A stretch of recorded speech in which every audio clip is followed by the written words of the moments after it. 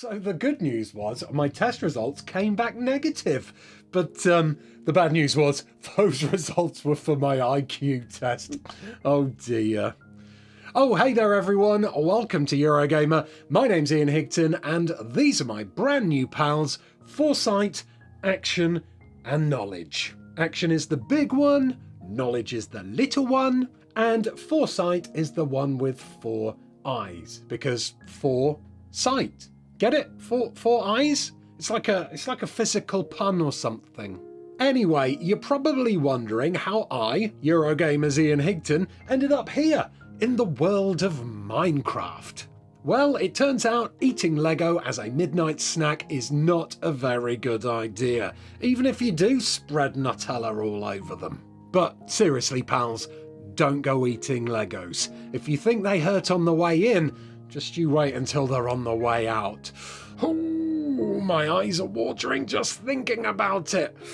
Ow. But anyway, after eating a bunch of Lego as a midnight snack, I went to sleep and woke up here in the world of Minecraft Legends, an upcoming action strategy game from the makers of Minecraft.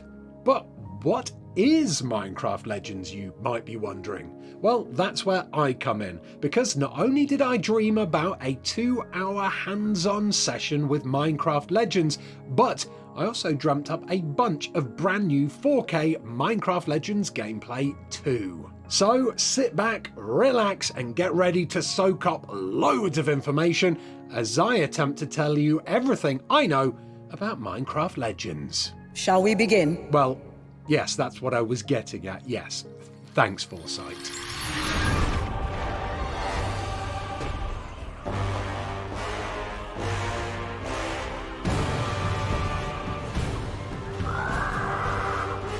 Before we even get into the gameplay, let's first find out a little bit more about my 3 pals, Foresight, Action and Knowledge.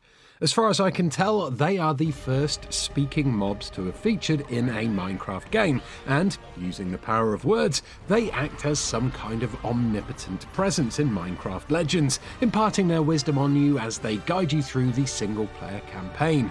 In terms of what they actually are though, well, they seem to be some sort of godlike beings, or at least ancient powerful mobs who watch over the world of Minecraft. I'm not 100% sure on this though, maybe what they are will be confirmed later in the game, but as you can see here, they are only able to visit the overworld in spirit form, which is probably why, when they notice their world getting overrun by an evil piglin army, they come in search of a hero to help them, which, in this case, was me. But really, it would be whoever is playing the game. I think you get what I mean. While that's about as much info as I have on Foresight, Action and Knowledge, the theory is that they are named on the 3 main principles of Minecraft. Foresight is knowing where you want to build something and what that something is. Knowledge is knowing what items you'll need to use to craft that something. And Action is the act of actually building that thing, which kind of makes sense in a weird way, I guess. So how exactly do these 3 marvellous mobs fit into the Minecraft Legends experience? Well, while the majority of your time spent playing Minecraft Legends will end up being in the versus multiplayer mode, Foresight, Action and Knowledge have little to do with that mode at all, aside from popping up every so often to give you advice or to tell you that something you've built is under attack. Incoming attacks on friendly structures! They do, however, feature very heavily in the single-player campaign mode, which basically acts as a space to train you in the way of Minecraft Legends. Once summoned by the trio, you'll be teleported to their spirit world, where they'll present you with 3 very impressive gifts: a lute, the Flames of Creation, and the Banner of Courage. And then they'll let you loose on a short tutorial mission that'll teach you how to use your fancy new tools. Get through that successfully, and you'll then be whisked back to the overworld, where you'll continue the campaign proper and learn exactly how the action strategy gameplay works.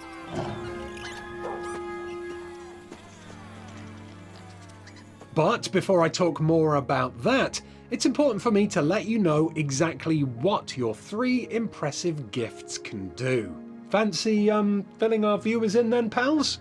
Come on, you gotta do something other than just stand there, blinking. haven't you? Behold, I always wanted to say that. We present to you, Gifts! with the right melodies from this loot, the LAs will gather your resources, keep them safe for you, and build whatever you need.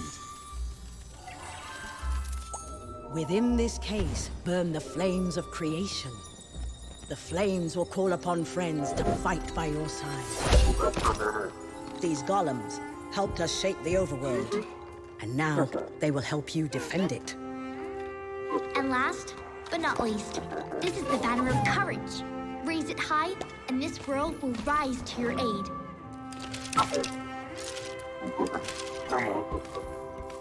Why, thank you for that incredibly speedy introduction to all of the game's mechanics. That almost made sense. Until it didn't. So yeah, apologies for my pal's brevity there. Allow me to go into a little extra detail about those gifts, because it kind of feels like a lot of things were skimmed over there, especially about the allies, who are super important in terms of gameplay. What you need to understand about Minecraft Legends is that, as far as you're concerned, there is no mining or building, and there is only a small amount of crafting too. All of those tasks that were previously the main gameplay loops of Minecraft are now the sole jobs of little sprites called allies, which you can summon using your loot, which honestly is just a fancy way to give your boring creative menus a bit of extra personality. The overworld is filled with resources you can gather to help you fight the piglins, and that's where the LAs come in. Play the right melody on your loot, and they'll gather anything for you. Let's start by playing the melody to gather wood. During the tutorial, you'll be told to play different melodies in order to tell the allies to gather different items. One melody for wood, one for stone, etc, etc. But in reality, you don't actually play melodies at all. You just hold down a button and choose what item you want to place from the hotbar at the bottom of the screen. Once selected, you'll place down a box which has an area of effect around it, and any resource you've chosen to gather in that area, be it trees, rocks, diamonds, whatever, will then slowly be mined and saved for you by the allies. Blue allies mine and harvest for you, while golden allies will use the flames of creation to build things for you at your command, such as bridges, buildings, or even golem spawners. Which brings me on to my next point. Golems. Golems. Golems? Golems. Golems? Golem? Golems. It's golem. I'm going to call them golems. I don't know. Golems. Golems. Sue me. In Minecraft Legends, you'll not only be fighting piglins, but also, once you hit multiplayer, other human players too. Now, you can ride into battle by yourself and go on the attack with your sword, but that's not exactly recommended, as you'll likely be overwhelmed pretty quickly. That's why it's a good idea to command your allies to build golem spawners, as these things spit out a variety of mobs that you can then lead into battle with the third and final impressive gift of yours, the Banner of Courage. With this banner, you can tell your golem army to follow you, hold position, or go on the attack, either by fighting anything in their immediate area, or you can even direct them to attack specific targets, like piglin pits that spawn piglins. Because Minecraft Legends is an action strategy game, your main aim is to build up your base and in turn your army of golems, which you can then use to smash your enemy's base with. When you start a new game, there are only two mobs available for you to control, the cobblestone golem and the plank golem. But as you progress through the game, you'll be able to use your allies to build new structures, which will then allow you to spawn bigger and better mobs, like creepers, zombies, and skeleton archers. Okay, so hopefully that made some kind of sense. I don't know, there's a lot to take in with Minecraft Legends, and I'm totally not done with talking about most of it yet. So let's talk about something that's kind of familiar to Minecraft players, and that is where your battles will be taking place. The overworld. Just like in vanilla Minecraft, the overworld in Minecraft Legends is procedurally generated, which means every time you start a new game in versus mode, you'll have a brand new map to play on. This is also the same for the campaign mode too, so while other people playing the campaign will have to do the same missions as everyone else, they will be doing them in a different world to you. What's interesting though is that, unlike vanilla Minecraft, These maps are actually islands surrounded by water, rather than infinite worlds where you can go on a trek in one direction for as long as you like. This restriction keeps the action focused on the battle at hand. It's an action strategy game, of course, so you're here to defeat your enemies, not go exploring. That's not to say there's no exploring though, you still need to set out and find resources for your allies to gather in order to construct your base and build up your army. Because, just like buildings, golems will need certain resources in order for you to be able to spawn them. But wait, extremely handsome Ian, how do you even find those resources in the first place? Is what I presume you're asking right now in those exact words. Well, you kind and totally correct person, if you move your cursor around the map screen, you will be able to see exactly what each area is and what special resource it offers. Most locations will give you wood and stone, but we can also see here that the meadow offers coal, the dry savanna clay, and the jungle redstone. What you'll also see on this map is not only the location of your base, and your friends if you're in versus mode, but also the location of piglin bases and your enemy's base, if once again you're in versus mode. Piglin bases range in size, but defeating them will not only reduce the amount that the AI piglins attack you and your base, but they'll also earn you resource rewards like prismarine, which can then be spent on building improvements for your base.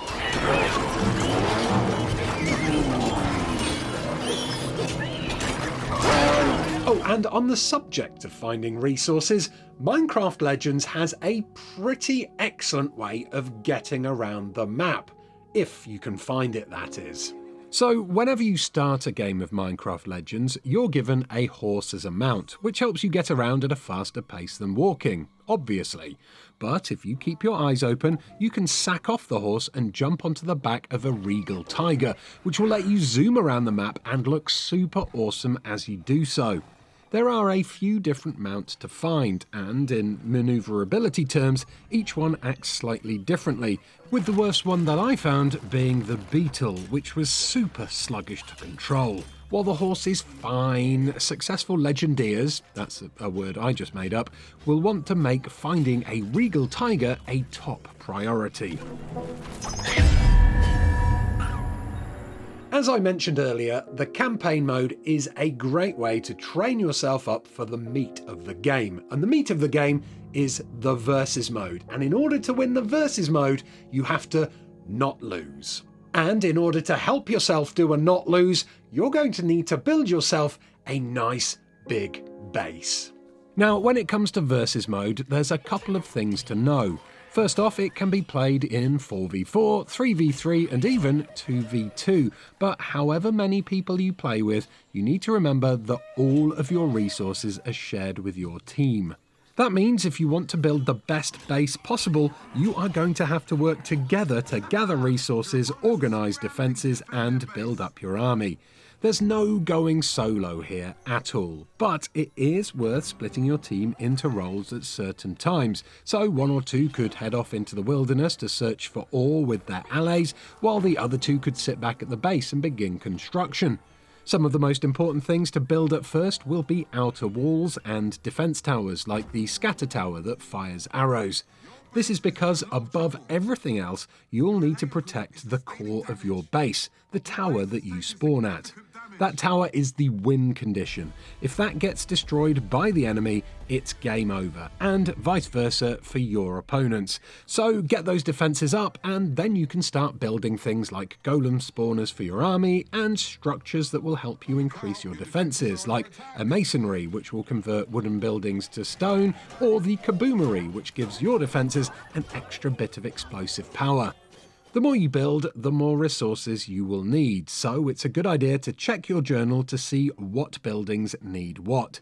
As mentioned before, prismarine is needed to build improvements to your base, and one of the only ways that that resource can be gained is by destroying piglin structures. So you'll also need to balance building and defending with doing raids on piglin strongholds every so often. They're under attack. So I've already touched on how you win a game, but how exactly do the battles work? Well, once you've amassed an army of golems or mobs or whatever, you can lead them towards your enemy's base, where you can put them to work destroying their walls and defences before they push inside and attempt to dismantle their inner tower. This sounds easy in principle, but it's actually quite tricky to do unless you're really communicating with your team. Once again, there's no lone wolfing here. An eager fighter who runs off on their own with a gaggle of golem behind them will just end up dying very quickly indeed. And that's where the strategy lies, in working out the best time to attack and the best way to do it. Do you wait until you've built up a big army, by which point your enemy probably has a lot of defences? Do you do some quick hit and runs in the hope that you can catch your opponents off guard while they're away searching for resources? Or do you do something else? I quite liked sneaking up on the enemy base and building little spawner outposts close by, which I could then use to overwhelm them when they least expected it. But by the time I'd worked that method out, their defences were already pretty strong and my mobs would get killed before they managed to reach the tower. I'm sure there are plenty of excellent strategies to use that will come with practice and repeated play though.